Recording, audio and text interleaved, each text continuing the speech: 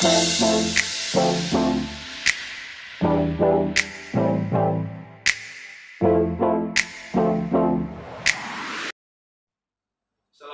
warahmatullahi wabarakatuh. Om Swastiastu, nama budaya, salam kebajikan bagi kita semua. Kembali lagi di podcast KKN RDR 77 kelompok 109 dengan saya pembawa acara atau lawan bicara Bidadari Prasojo, dan ada Mas Batu Zaman selaku pembuat penulis buku Potret Moderasi Pesantren. Nah, gini, pada siang kali ini, entah nanti kawan-kawan yang di YouTube atau di Spotify mendengarnya malam atau siang, selamat juga.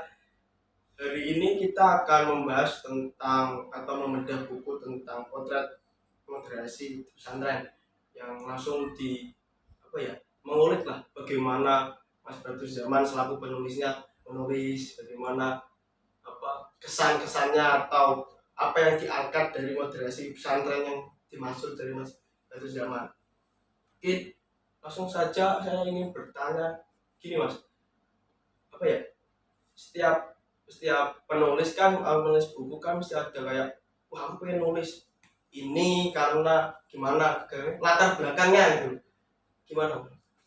Ya, terima kasih Mas Wida dan dari kelompok 109 KKN RDR UIN Walisongo. Jadi kalau bicara tentang menulis, memang saya belum lama bergelut di kepenulisan, ya sekitar 2 tahun kebelakang. Karena dulu memang lebih suka public speaking ya. Nah kemudian ketika saya mulai sudah tidak ada kegiatan kuliah semester 8, itu nyoba-nyoba untuk menulis terus kepikiran, lalu lihat di Twitter misalnya kan ada trending apa. Nah itu ketika itu ada trending dari BNPT merilis hasil, katanya generasi muda bisa lebih mudah terpapar radikalisme 80%. Ini membuat saya, masa iya sih anak muda mudah terpapar radikalisme, terorisme seperti itu. Kemudian dari sana saya terinspirasi bagaimana kalau misalkan mulai dari pesantren, mulai dari diri saya sendiri untuk memberikan wacana, memberikan gambaran tentang anak muda, sehingga buku ini pun ya bahasanya penyampaiannya pun tidak terlalu ilmiah, meskipun ilmiah ya, tapi saya berusaha untuk membuat lebih santai. Nah buku ini kemudian saya tulis mulai awal tahun 2020. Memang prosesnya lama karena saya menulis hanya ketika waktu istirahat, waktu senggang, waktu luang seperti itu. Dan ketika itu juga skripsi mungkin sudah selesai, cuman masih ada urusan-urusan lain ya terkait administrasi dan sebagainya. Nah dari tadi latar belakang misalkan terorisme, radikalisme, katanya anak muda mudah terpapar, kemudian saya berangkat dari pesantren sehingga nyari judulnya yang ada pesantren-pesantrennya. Nah kemudian saya baca-baca juga moderasi beragama sedang gencar disuarakan, mulai dari pemerintah pusat ya, Kementerian Agama, kemudian di sekolah-sekolah, termasuk di kampus UIN Walisongo ada rumah moderasi beragama kan. Ini seperti menjadi peluang bagi saya. Oh ini kayaknya kalau saya ngangkat terkait moderasi bisa lebih laku istilahnya untuk dibaca oleh teman-teman. Karena saya juga melihat minat baca teman-teman ya itu kurang, sehingga barangkali dengan tulisan dari temannya sendiri itu mau untuk membaca, setidaknya menghargai. Biasanya kalau tulisan dari orang lain ya, apalagi yang mungkin terlalu akademis, barangkali sulit untuk dibaca ya. Karena minat baca teman-teman, menurut saya juga itu melihat buku nyari yang bahasanya santai, misalkan dari Habib Hussein Haddad misalnya di buku Tuhan Ada Tiadamu itu kan bahasanya santai. Nah saya berusaha meskipun ini belum maksimal ya, untuk menyesuaikan minat baca teman-teman, karena dengan membaca itu otomatis menjadi kunci untuk melihat segala sesuatu. Membaca ini kan tidak hanya membaca teks ya, bisa membaca analitan teks ya, fenomena, kondisi sosial, lingkungan itu bisa dibaca. Nah potret moderasi pesantren yang saya maksud di sini adalah bagaimana pesantren menarasikan ya atau memberikan wacana tentang moderasi. Saya kira pertama ada kajian kitab kuning di pesantren ya, terutama di Nusantara, lebih khusus lagi di Pulau Jawa mungkin. Itu para kiai, para muassis ya, para pendiri pondok mengemas literatur-literatur klasik, kemudian ditambahkan dengan literatur yang kontemporer yang terbarukan, itu bisa mengelaborasi, menyesuaikan dengan konteks sosialnya. Dari sana kemudian muncul wacana-wacana yang tidak kaku, tapi juga tidak liberal, tidak bebas seperti itu. Nah, contoh aja misalkan bab tentang jihad misalkan. Kitab klasik yang dasar ya misalkan bab Ta'limul Muta'alim itu juga ada bab tentang jihad. Maksudnya dalam jihad dalam bertolakul ilmi, belajar. Ini konsep jihadnya adalah bagi kita ya untuk belajar. Lalu ada konsep apalagi yang memang menyesuaikan dengan situasi, misalkan tentang negara.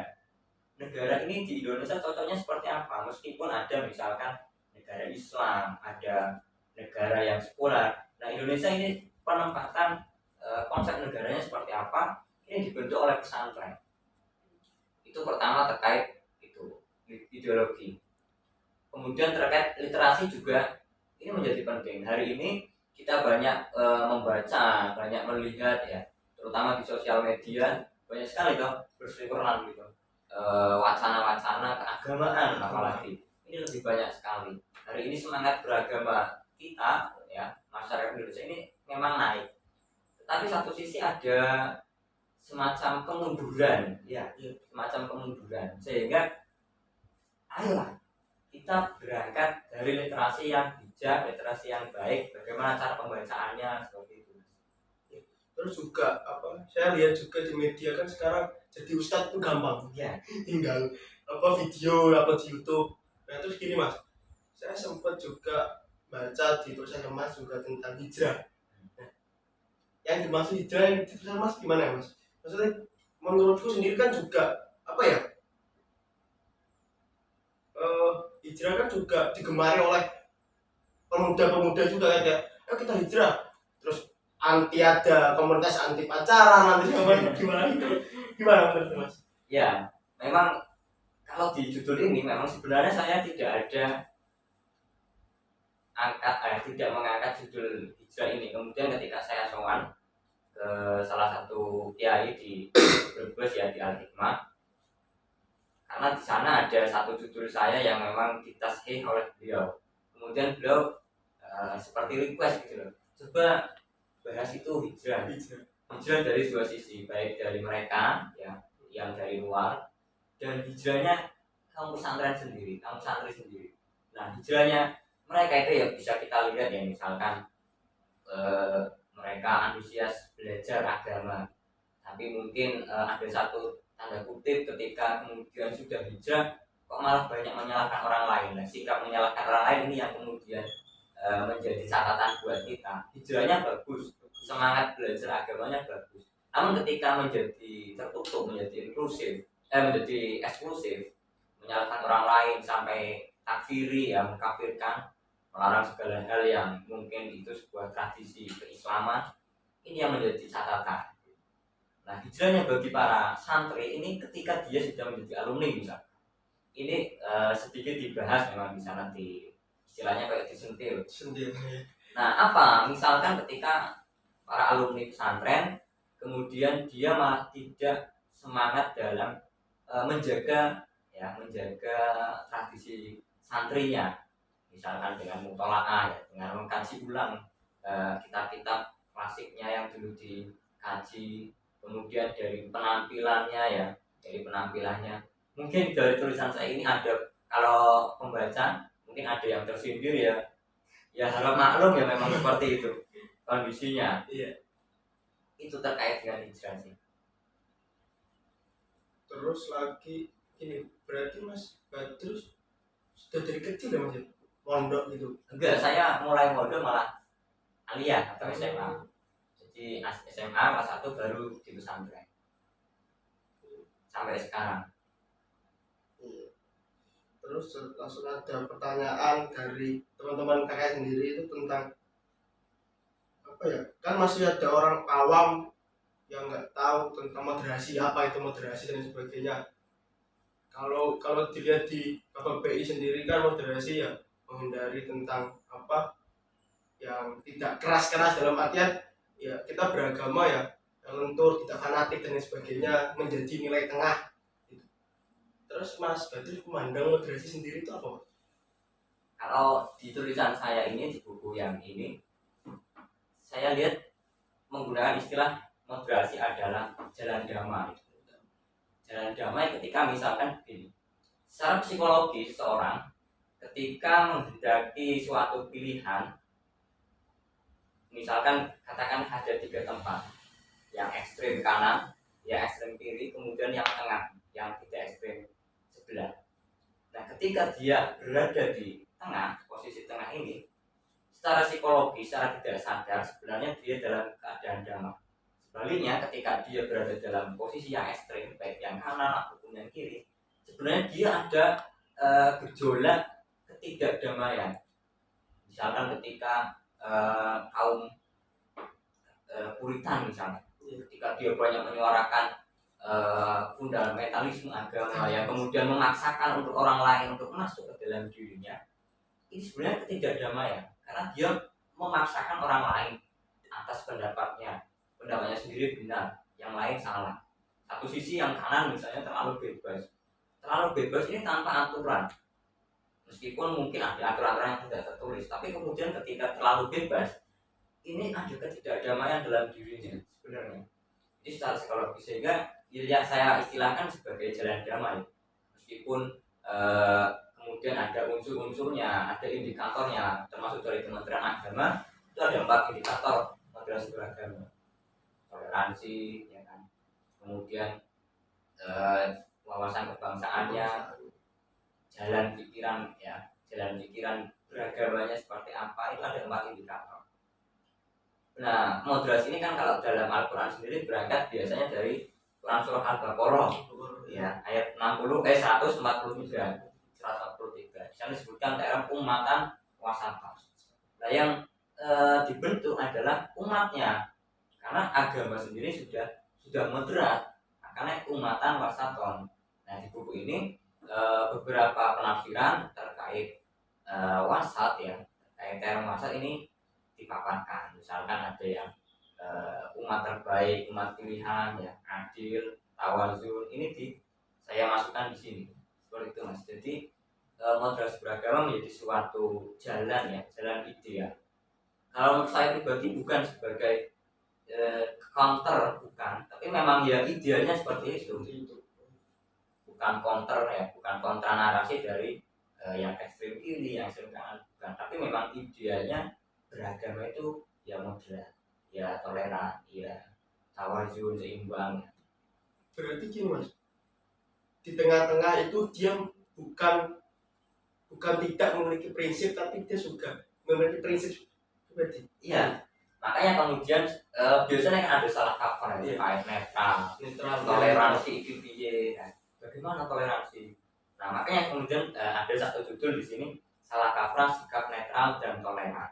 Jadi netral itu bukan berarti kita tidak berpihak, satu, ya, bukan berarti kita tidak berpihak kemudian kita tidak ikut sana, tidak ikut sini, tidak ikut yang tengah juga, sehingga dia malah kebingungan, jadinya diri saya itu siapa, gitu kan, tidak menemukan jati dirinya sendiri.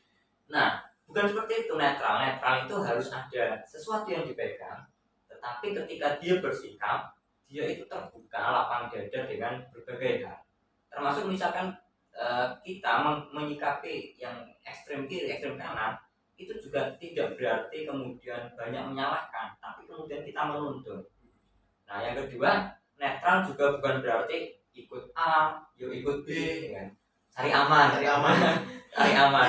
Itu malah pelin-pelan, dia malah tidak berprinsip, sehingga mudah terpengaruh dan bisa saja dia malah dimanfaatkan. Nah, netral itu kita harus punya prinsip pegangan kita itu apa, yang kita jalani, yang kita pegang itu apa. Nah, itu Pancasila, kemudian membentuk suatu pemikiran kalau kita bersikap netral. Netral itu kita harus sudah punya pegangan, tetapi kita tidak menutup yang lain. Nah, gini kawan-kawan, jangan samakan netral dengan bodoh amat lah. Dalam artian, ya udah, aku nggak ngurus itu, aku netral kok, atau ya aku ini rebahan aja kan. Pikirku itu beda dengan netral, itu beda dengan moderat, Mas. Dalam artian ya moderat, netral, itu pun dia memiliki apa ya? Ideologi sendiri, memiliki pikiran loh. Beda kan dengan musuh bodoh amat, ya bodoh amat itu dia ya masa bodoh nggak mau tahu, cuma dalih dengan netral dan itu udah kelihatan intelektual dikit lah. Malah cari aman. Cari aman. Ya. Terus apa lagi ya Mas? Soal itu apa namanya? Kemarin Mas Badrus kan juga sempat webinar juga ya Mas ya? Di apa namanya kelompok sebelah yang diupload di Solo gitu ya. Aku lihat juga, aku juga ikut juga gini. Di Mas Badrus menjelaskan di situ juga buku ini ada 3 unsur yang tadi literasi, ideologi, dan teknologi. Nah, maksudnya teknologi Mas apa Mas? Apakah aku melihat sendiri kalau pesantren malah jauh dari teknologi? Iya. Gitu.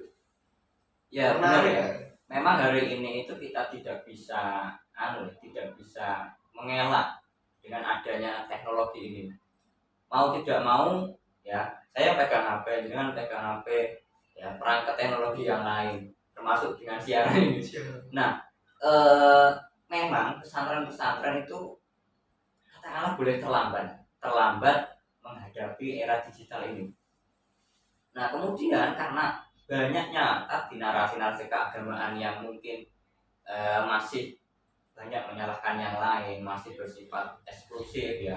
Ini kemudian perlu bagi pesantren untuk menggagas untuk keluar ya, kemudian mengisi ruang-ruang digital. Nah, di buku ini memang tidak menjelaskan caranya, enggak, tapi hanya sebagai istilahnya memancing para pesantren ya, memancing pesantren-pesantren untuk ayo dia di digital.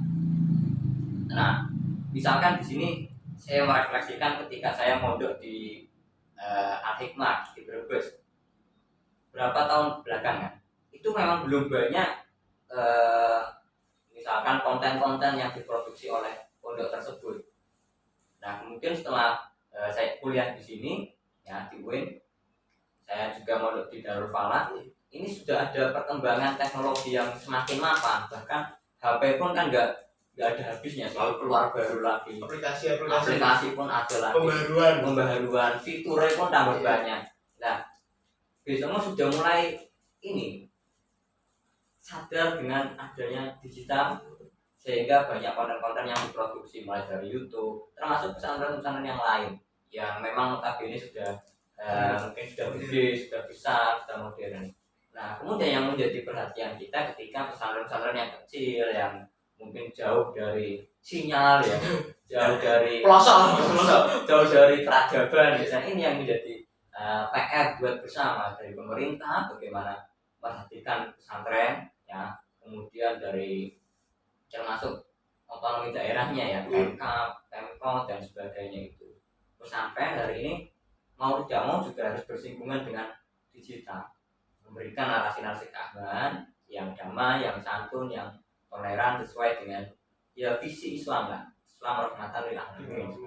Ya, ada pertanyaan Mas kemarin itu, setelah banyak baca dulu. Ya ini tentang apa ya? Tentang bagaimana literasi sendiri di pondok gitu. Menurut Mas gimana, kan juga ya Mas juga sudah pondok, sudah bagaimana juga buku ini kan juga ingin membangunkan narasi-narasi atau literasi-literasi dari teman sendiri atau semangat membaca lah. Dilihat juga kan Indonesia juga masih minat bacanya kurang. Ya.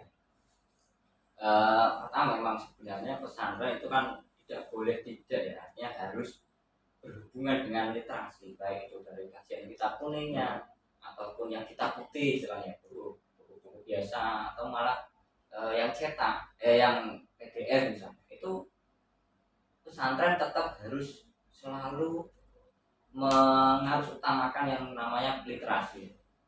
Kita bisa melihat dari tradisi para ulama, beliau-beliau ya, para mu'alif, para musonif kitab, ini banyak sekali tumpukan kitab yang telah ditulis.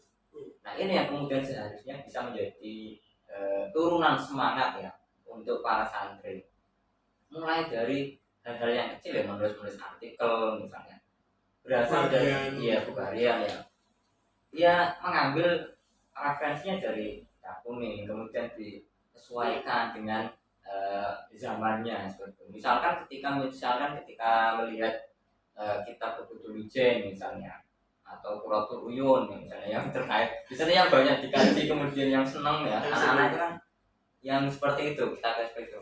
Nah misalnya ketika ada di dalamnya kok masih bias gender misalnya, kemudian bagaimana kemudian pesantren menerapkan kitab ini tapi tidak bias gender.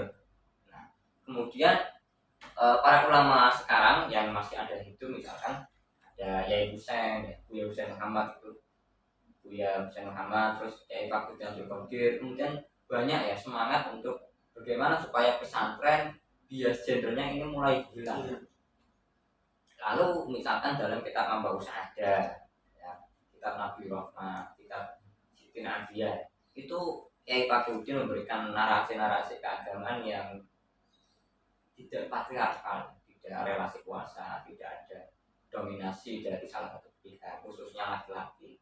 Nah, literasi ini dalam pesantren mau tidak mau harus selalu dijaga dan bahkan bisa ditingkatkan. Nah, dari pesantren kemudian bagaimana supaya keluar untuk masyarakat umum, sesuaikan dengan minat baca masyarakat umum, apalagi yang masyarakat urban, yang perkotaan, itu disesuaikan. Karena biasanya anak-anak pesantren itu ketika menulis misalnya bahasanya masih kaku misalkan, kemudian dibaca masih kurang enak. Nah ini makanya harus terus belajar ya. Karena minat baca kita kan kalau menurut UNESCO itu dari 1.000 orang cuma satu orang yang membaca, 0,001%, dan hanya berapa jam ya, dalam satu minggu, 8 jam atau berapa itu kan menjadi suatu perhatian yang perlu untuk selalu difokuskan. Ayo berangkat dari literasi media, literasi digital ya, termasuk ya bagaimana kemudian membaca suatu teks, bagaimana membaca suatu fenomena, lalu dianalisis, itu seperti itu saya kira. Terus juga media atau literasi sekarang itu ya bisa apa ya, harus moderasi, menurutku harus masuk di situ mas. Artinya ya sekarang anak muda biar menurutku juga enggak fanatik lah juga ya. Kita biasanya kan anak-anak muda itu kan cuma baca quotes dan lain sebagainya. Nah, itu juga ada quotes yang gimana ya, menjorok ke satu aliran kayak suatu agama kayak ya mengadu domba.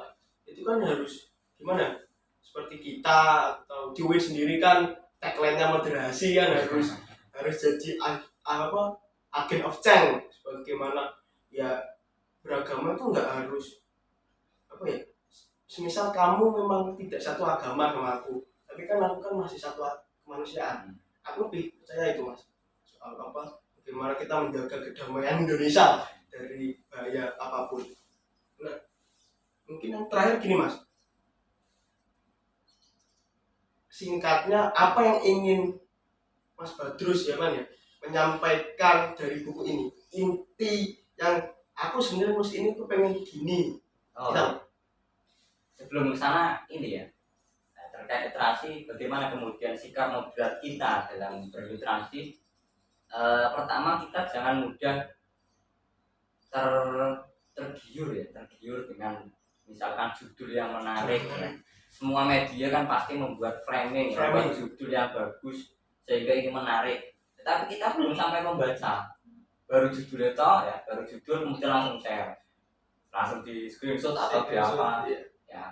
Kemudian ini kan tentu bisa membuat dikotomi, bisa membuat persepsi orang banyak terpengaruh. Loh kok ini ya, padahal kita belum tahu isinya. Dan selanjutnya juga kita harus rampung dalam membaca. Makanya ada judul bila tak selesai membaca. Nek selesai membaca itu bagaimana? ini kita contoh sederhananya banyak sekali.